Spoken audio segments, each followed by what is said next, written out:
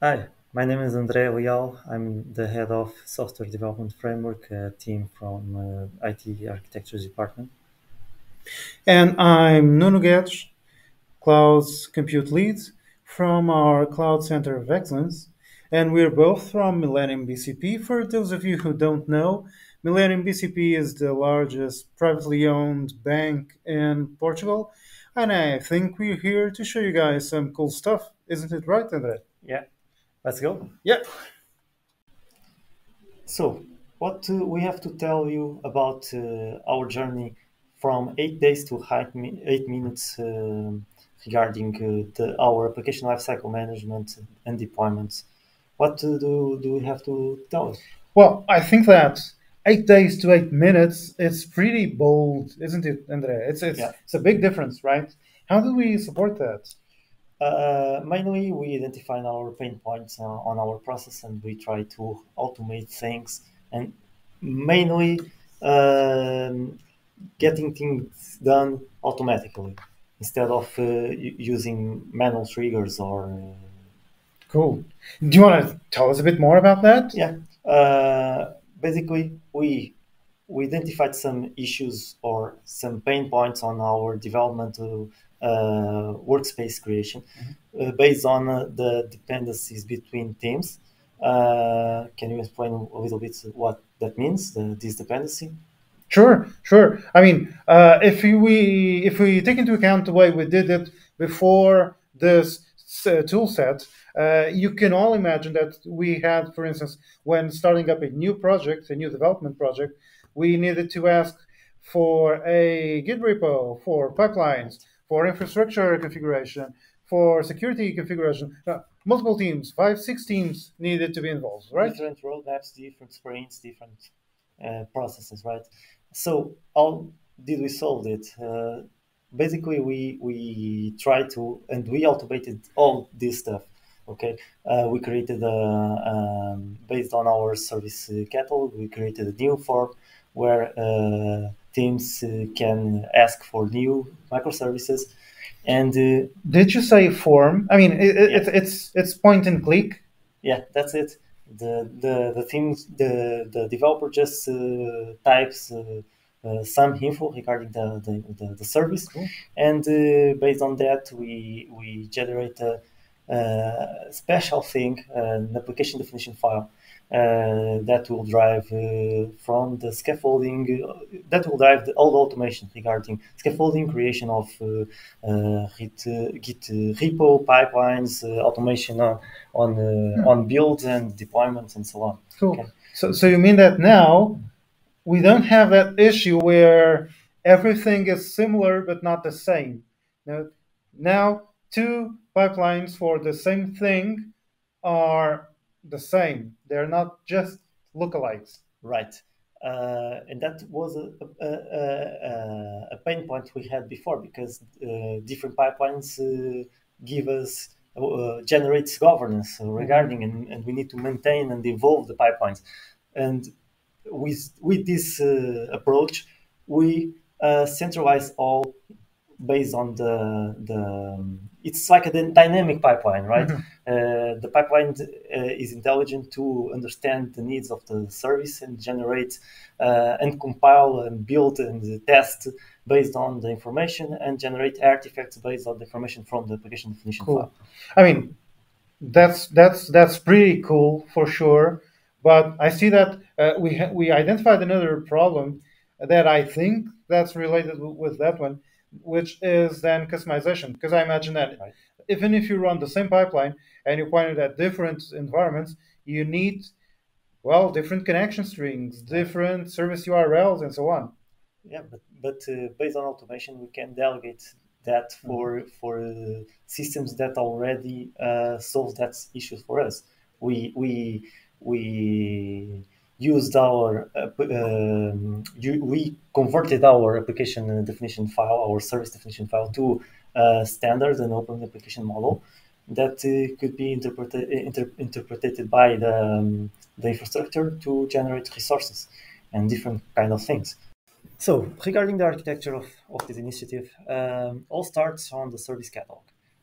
We are using the backstage from the Spotify to list services, applications, and domains. There, developers can search for specific microservices, see the Open API contracts or other contracts for service exposed. They can search, find it there. But we give another step, and we created our service. Request workspace creation request there. Okay, we created a new model for scaffolding there. What it will trigger? It will trigger pipelines and processes that will create Git repositories, boards in Azure DevOps. We will create pipelines associated to the service. We'll scaffold the code regarding the service based on the service definition file, based on the technologies described there, and the commit code for to the Git repo. Then all depends on the branching model to trigger deployments and magic on the infrastructure. Magic is always cool. So here we are, just to see that we are following down the path to having the application up and running. Here we're at a point where the developer chose what he wanted, and pipelines did things, Yeah. and now we have all of the artifacts in Azure DevOps created, right? That's right. Now just depends on the developer to start coding and interacting with the pipelines, triggering it using our branching model. Cool. And after so imagine the developer does a PR, and that is going to be released into an environment. For instance, it's going to QA, for instance. Right.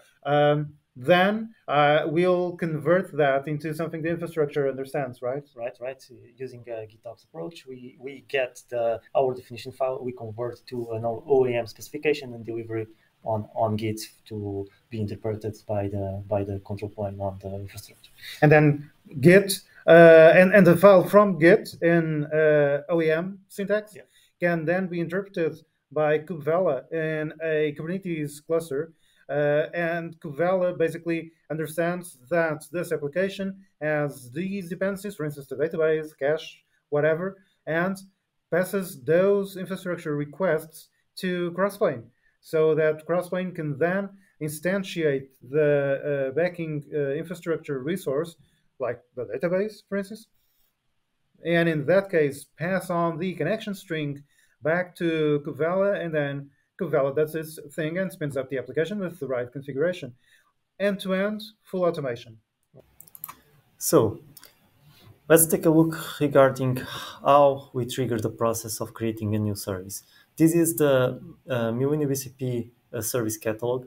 As we said, we use the backstage as our base product, and we extended with a new model to scaffolding and create a development workspace. Today, the developer just need to get to this form. We have some requirements regarding the organization of components or services on our ecosystem.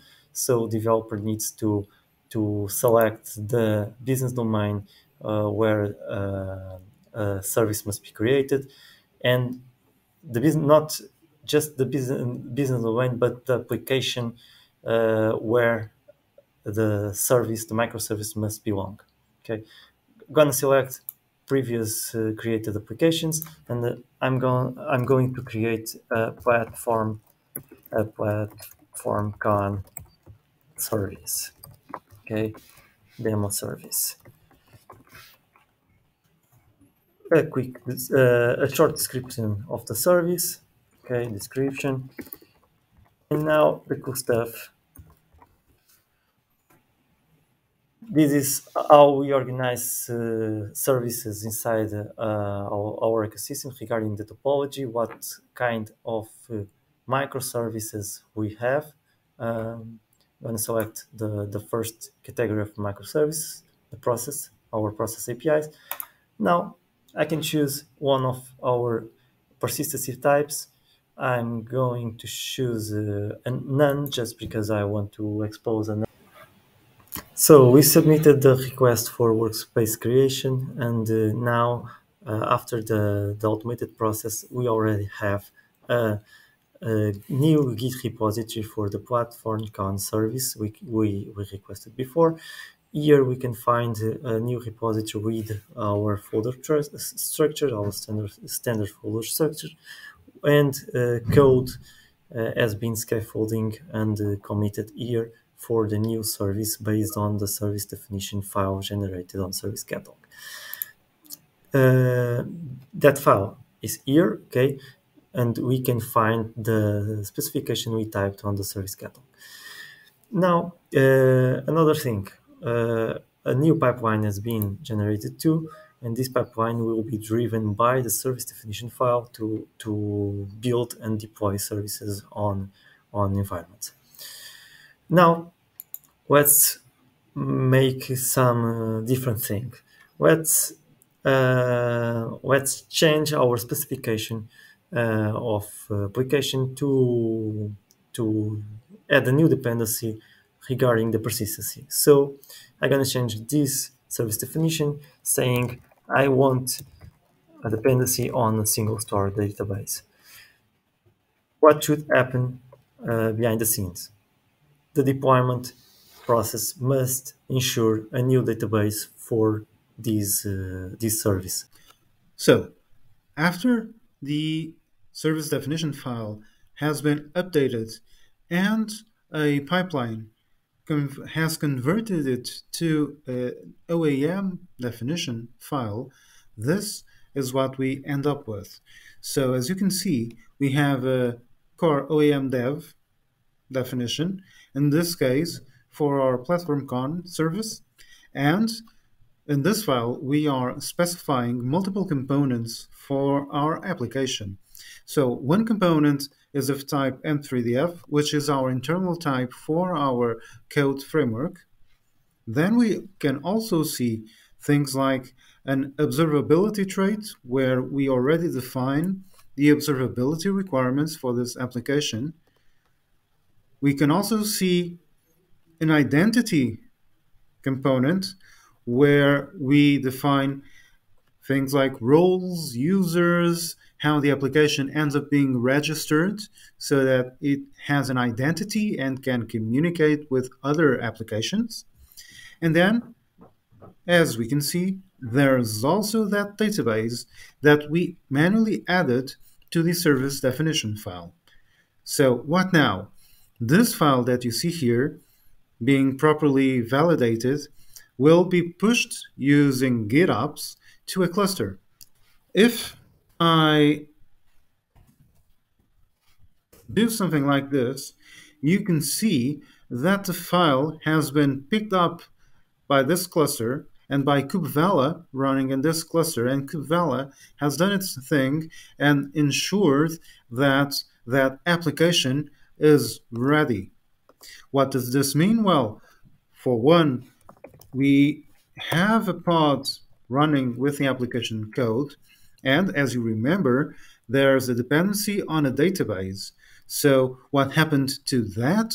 Well, we can see that there now exists a database PlatformCon service, and that database, we can take a look at it, has been defined as single store family and SKU small.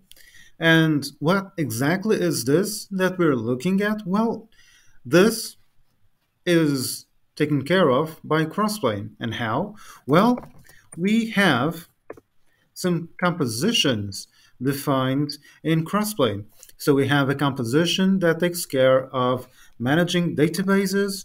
We have one for the observability trait that we saw in the OAM file, and others that support this story of spinning up resources.